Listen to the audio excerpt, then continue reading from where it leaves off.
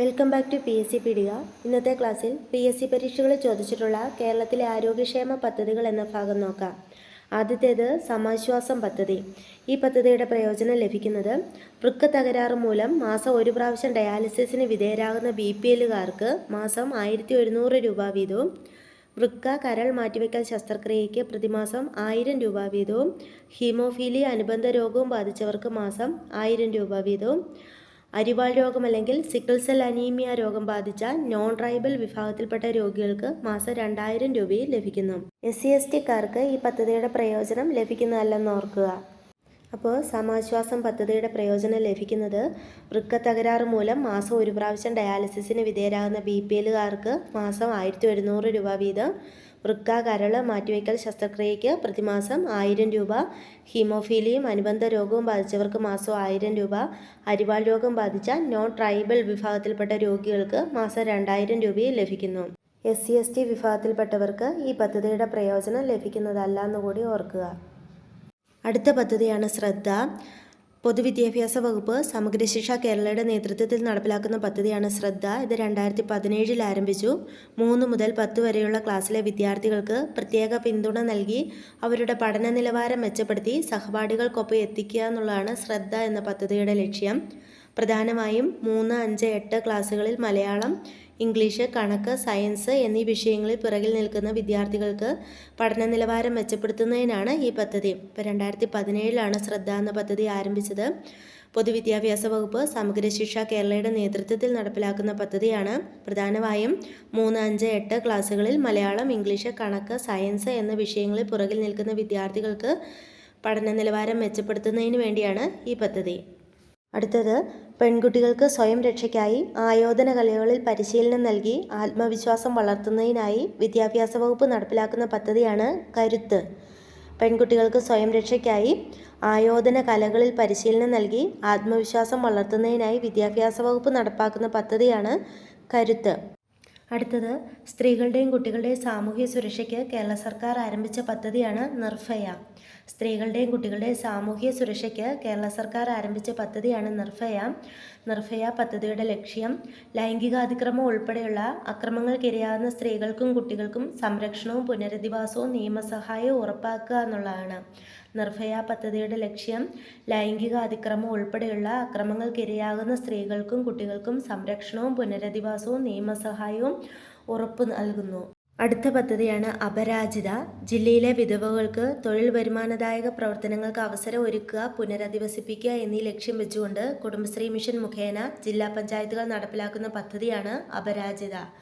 ജില്ലയിലെ വിധവകൾക്ക് തൊഴിൽ വരുമാനദായക പ്രവർത്തനങ്ങൾക്ക് അവസരം ഒരുക്കുക, പുനരധിവസിപ്പിക്കുക എന്നീ ലക്ഷ്യം വെച്ചുകൊണ്ട് കുടുംബശ്രീ മിഷൻ മുഖേന ജില്ലാ പഞ്ചായത്തുകൾ നടപ്പിലാക്കുന്ന പദ്ധതിയാണ് അപരാജിത.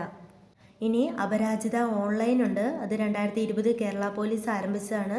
സ്ത്രീകൾക്കെതിരെയുള്ള സൈബർ കുറ്റകൃത്യങ്ങൾ സംബന്ധിച്ചുള്ള പരാതികൾ അറിയിക്കുവാനും നടപടികൾ സ്വീകരിക്കുവാനും വേണ്ടിയുള്ള പദ്ധതിയാണ് അപരാജിത ഓൺലൈൻ. ഇത് 2020 കേരള പോലീസ് ആരംഭിച്ചതാണ്. അടുത്ത പദ്ധതിയാണ് വയോമിത്രം. വയോമിത്രം പദ്ധതി 65 വയസ്സിന് മുകളിൽ പ്രായമുള്ള നഗരപ്രദേശങ്ങളിലുള്ളവർക്ക് മൊബൈൽ ക്ലിനിക്ക്, കൗൺസിലിംഗ്, വൈദ്യസഹായം, മരുന്ന് തുടങ്ങിയവ നൽകുന്ന പദ്ധതിയാണ് വയോമിത്രം. 2012-13 ഇത് നടപ്പിലാക്കിയത്. ഇത് നടപ്പാക്കിയ സമയത്ത് നഗരപ്രദേശങ്ങളിൽ മാത്രമായിരുന്നു. ഇപ്പോൾ ഗ്രാമീണ തലത്തിലും ഉണ്ട്.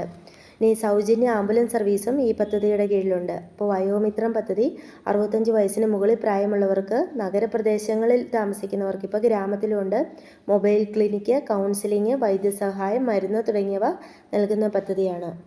അടുത്തത് വയോ അമൃതമാണ്. സാമൂഹ്യനീതി വകുപ്പിൻ്റെ കീഴിലുള്ള സർക്കാർ വൃദ്ധസദനങ്ങളിലെ താമസക്കാരുടെ ആരോഗ്യ പരിരക്ഷയ്ക്കായുള്ള പദ്ധതിയാണ് വയോ അമൃതം. സാമൂഹ്യനീതി വകുപ്പിൻ്റെ കീഴിലുള്ള സർക്കാർ വൃദ്ധസദനങ്ങളിലെ താമസക്കാരുടെ ആരോഗ്യ പരിരക്ഷയ്ക്കായുള്ള പദ്ധതിയാണ് വയോ അമൃതം. അടുത്ത പദ്ധതി വയോ മധുരമാണ്. BPL വിഭാഗത്തിൽപ്പെട്ട പ്രമേഹം ബാധിച്ച പ്രായമായവർക്ക് സൗജന്യ ഗ്ലൂക്കോമീറ്റർ നൽകുന്ന പദ്ധതിയാണ് വയോ മധുരം. BPL വിഭാഗത്തിൽപ്പെട്ട പ്രമേഹം ബാധിച്ച പ്രായമായവർക്ക് സൗജന്യ ഗ്ലൂക്കോമീറ്റർ നൽകുന്ന പദ്ധതിയാണ് വയോ മധുരം. അപ്പോൾ വയോമിത്രം, വയോ അമൃതം, വയോ മധുരം മാറിപ്പോവാതെ ശ്രദ്ധിക്കുക. അടുത്തത് സ്നേഹപൂർവം പദ്ധതിയാണ്. HIV ബാധിതരുടെ മക്കൾക്ക് പ്രത്യേക കരുതൽ നൽകാൻ കേരള സർക്കാർ നടപ്പിലാക്കുന്ന പദ്ധതിയാണ് സ്നേഹപൂർവം പദ്ധതി. ഈ സ്നേഹപൂർവ്വം പദ്ധതി പല രീതിയിൽ വരുന്നുണ്ട്. മാതാപിതാക്കൾ ഒരാൾ മരിക്കുകയും ജീവിച്ചിരിക്കുന്നയാൾക്ക് കുട്ടികളെ സംരക്ഷിക്കുന്നതിന് സാമ്പത്തിക സ്ഥിതി ഇല്ലാത്ത വീടുകളിലെ കുട്ടികൾ അനാഥാലയങ്ങളിൽ തള്ളപ്പെടാതെ കുടുംബാംഗങ്ങളുടെ സംരക്ഷണത്തിൽ വളരുന്നതിന് ധനസഹായം നൽകുന്ന പദ്ധതിയാണ് സ്നേഹപൂർവ്വം പദ്ധതി. ഇത് 2013 ആരംഭിച്ചു. അപ്പോൾ ഒന്ന്, HIV ബാധിതരുടെ മക്കൾക്ക് പ്രത്യേകം കരുതൽ നൽകാൻ കേരള സർക്കാർ നടപ്പിലാക്കുന്ന പദ്ധതി. രണ്ടാമത്തേത്, മാതാപിതാക്കളിൽ ഒരാൾ മരിക്കുകയും ജീവിച്ചിരിക്കുന്നയാൾക്ക് കുട്ടികളെ സംരക്ഷിക്കാൻ സാധിക്കാത്ത സാമ്പത്തിക സ്ഥിതി ഇല്ലാത്ത വീടുകളിലെ കുട്ടികൾ അനാഥാലയങ്ങളിൽ തള്ളപ്പെടാതെ കുടുംബാംഗങ്ങളുടെ സംരക്ഷണത്തിൽ തന്നെ വളരാൻ വേണ്ടി ധനസഹായം നൽകുന്ന പദ്ധതിയാണ് സ്നേഹപൂർവ്വം പദ്ധതി. 2013 ഇത് ആരംഭിച്ചത്. അടുത്തത് സ്നേഹക്കൂടാണ്. മാനസികാരോഗ്യ കേന്ദ്രങ്ങളിൽ നിന്ന് ട്രീറ്റ്മെൻറ്റ് കഴിഞ്ഞ് നോർമലായ ആൾക്കാർക്കുള്ള പുനരധിവാസ പദ്ധതിയാണ് സ്നേഹക്കൂട്.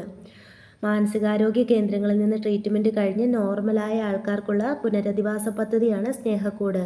അടുത്തൊരു ആപ്ലിക്കേഷനാണ് ജീവിതശൈലി രോഗങ്ങളുടെ നിയന്ത്രണത്തിനായി കേരള സർക്കാർ കൊണ്ടുവന്ന മൊബൈൽ ആപ്ലിക്കേഷനാണ് ശൈലി. ജീവിതശൈലി രോഗങ്ങളുടെ നിയന്ത്രണത്തിനായി കേരള സർക്കാർ കൊണ്ടുവന്ന മൊബൈൽ ആപ്ലിക്കേഷനാണ് ശൈലി. 2020 ജീവിതശൈലി രോഗനിയന്ത്രണ പ്രവർത്തനങ്ങൾക്ക് കേരളത്തിന് UN പുരസ്കാരം ലഭിച്ചിട്ടുണ്ട്. 2020 ജീവിതശൈലി രോഗനിയന്ത്രണ പ്രവർത്തനങ്ങൾക്ക് കേരളത്തിന് UN പുരസ്കാരം ലഭിച്ചിരുന്നുകൂടി ഓർക്കുക. അടുത്തത് മിഠായി പദ്ധതിയാണ്. പ്രമേഹം ബാധിച്ച കുട്ടികൾക്ക് സൗജന്യ ചികിത്സ നൽകുന്നതിന് കേരള ആരോഗ്യവകുപ്പ് രൂപീകരിച്ച പദ്ധതി മിഠായിയാണ്. പ്രമേഹം ബാധിച്ച കുട്ടികൾക്ക് സൗജന്യ ചികിത്സ നൽകുന്നതിന് കേരള ആരോഗ്യവകുപ്പ് രൂപീകരിച്ച പദ്ധതി മിഠായി.